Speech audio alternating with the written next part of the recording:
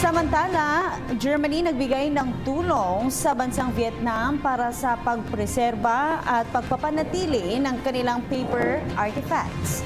Yan ang balitang hatid ni Beth Kachin. Sa Vietnam, sinuportahan ng bansang Germany ang isang programa kung saan ipepreserba at panunumbalikin sa dating itsura ang mga paper artifacts. Kaya naman nagbigay ng payo ang mga eksperto mula Germany kung paano ito gawin.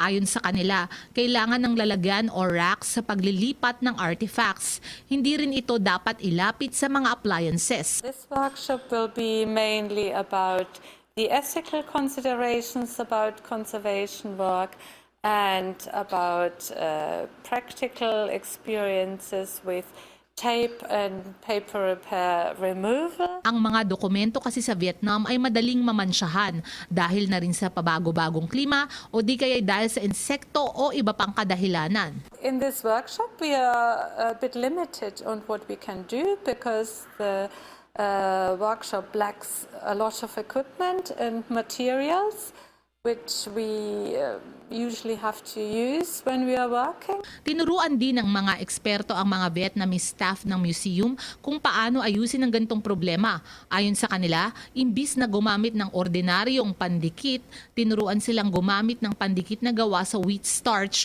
para ito'y hindi kapitan ng insekto. Libu-libong libro, letrato at iba pang mahalagang dokumento na may malaking ambag sa kasaysayan ng Vietnam ang pinangangambahang masira.